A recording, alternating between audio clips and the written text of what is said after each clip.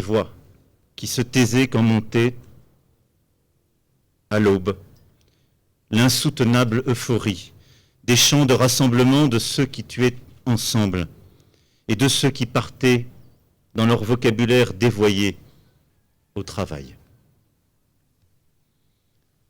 Ce lieu leur restitue tout ce dont on avait tenté de les priver. Un visage, une histoire, des souvenirs,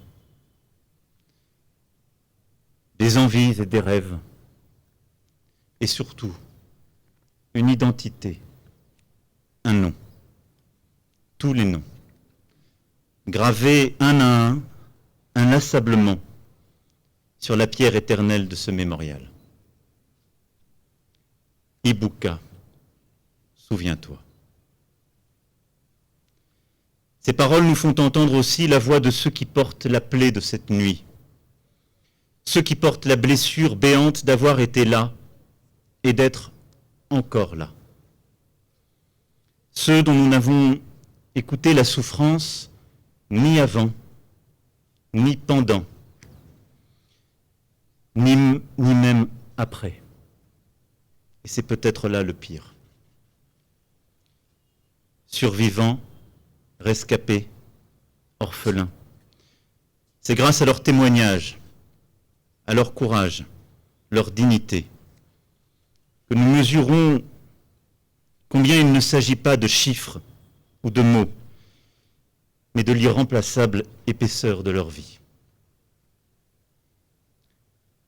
Ces paroles disent une tragédie qui porte un nom, génocide. Elles ne s'y réduisent pas pour autant, car il s'agit bien d'une vie avec tous ses rêves, 1 million de fois fauchés. Un génocide ne se compare pas. Il a une généalogie, il a une histoire, il est unique. Un génocide a une cible. Les tueurs n'ont eu qu'une seule obsession criminelle, l'éradication des Tutsis, de tous les Tutsis, des hommes, des femmes, leurs parents, leurs enfants. Cette obsession a emporté tous ceux qui ont voulu y faire obstacle, mais elle n'a jamais perdu sa cible. Un génocide vient de loin. Il se prépare. Il prend possession des esprits, méthodiquement, pour abolir l'humanité de l'autre. Il prend sa source dans des récits fantasmés, dans des stratégies de domination érigées en évidence scientifique. Il s'installe à travers des humiliations du quotidien, des séparations, des déportations. Puis se dévoile la haine absolue, la mécanique de l'extermination. Un génocide ne s'efface pas. Il est indélébile. Il n'a jamais de fin. On ne vit pas après un génocide. On vit avec, comme on le peut. Au Rwanda, on dit que les oiseaux ne chantent pas le 7 avril, parce qu'ils savent. C'est aux hommes qu'il appartient de briser le silence. Et c'est au nom de la vie que nous devons dire, nommer, reconnaître.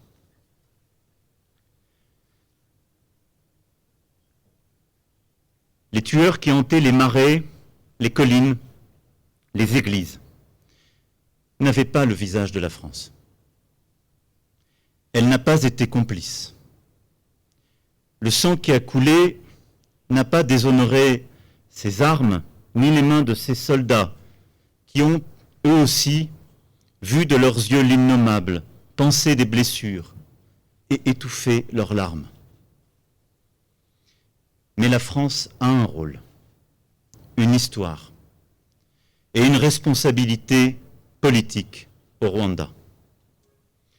Elle a un devoir, celui de regarder l'histoire en face et de reconnaître la part de souffrance qu'elle a infligée au peuple rwandais en faisant trop longtemps prévaloir le silence sur l'examen de la vérité.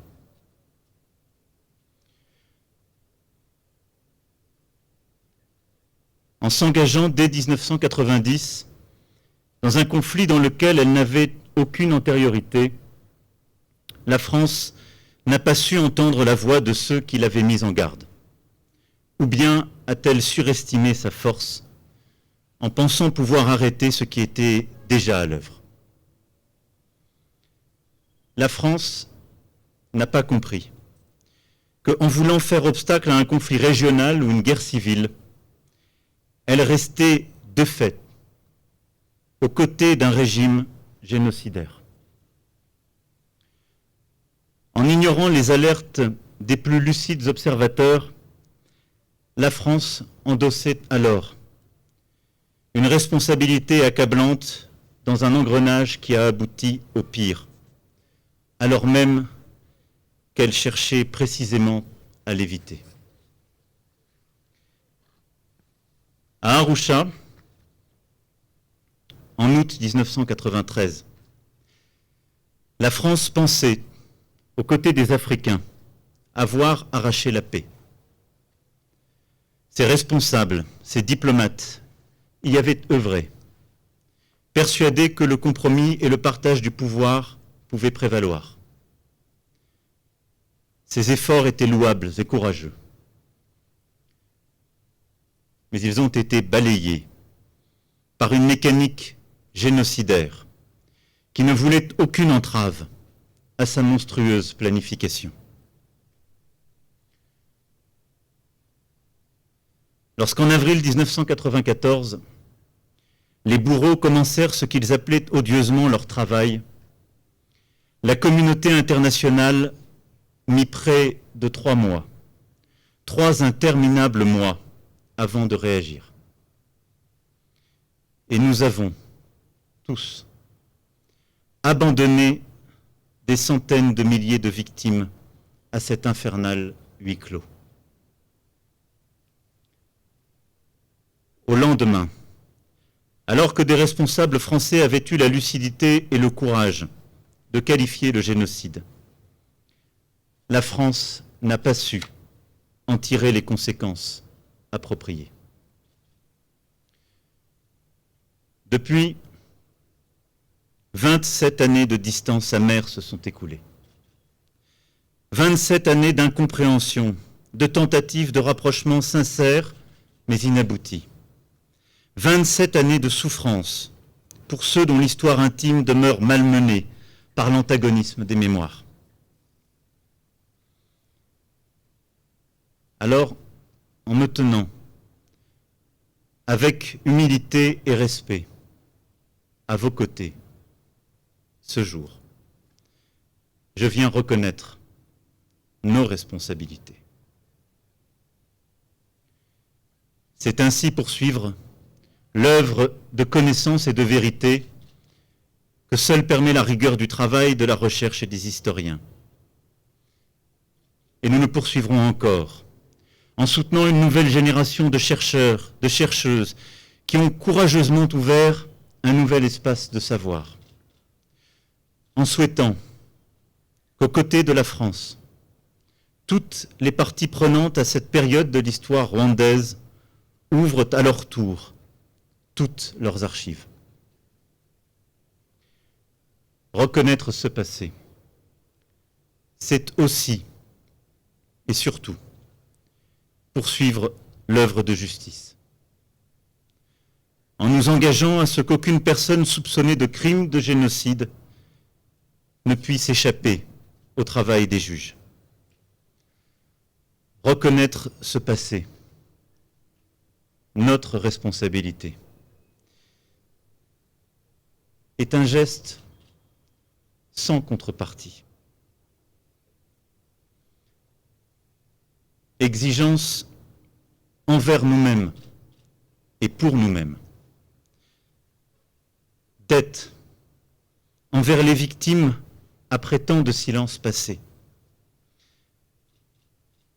Don envers les vivants, dont nous pouvons, s'ils l'acceptent, encore apaiser la douleur. Ce parcours de reconnaissance, à travers nos dettes, nos dons, nous offre l'espoir de sortir de cette nuit et de cheminer à nouveau ensemble.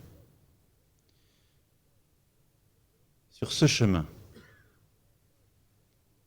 seuls ceux qui ont traversé la nuit peuvent peut-être pardonner. Nous faire le don alors de nous pardonner. Diibuka, Diibuka, Diibuka.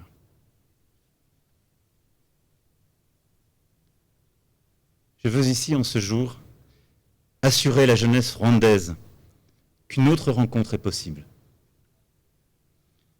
N'effaçant rien de nos passés, il existe l'opportunité d'une alliance respectueuse, lucide, solidaire, mutuellement exigeante entre la jeunesse du Rwanda et la jeunesse de France. Et c'est l'appel que je veux lancer ici. Bâtissons ensemble de nouveaux lendemains.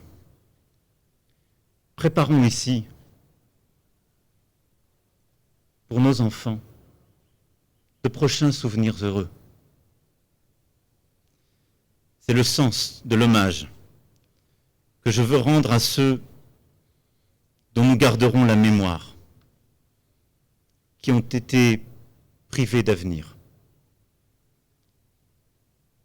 et à qui nous devons.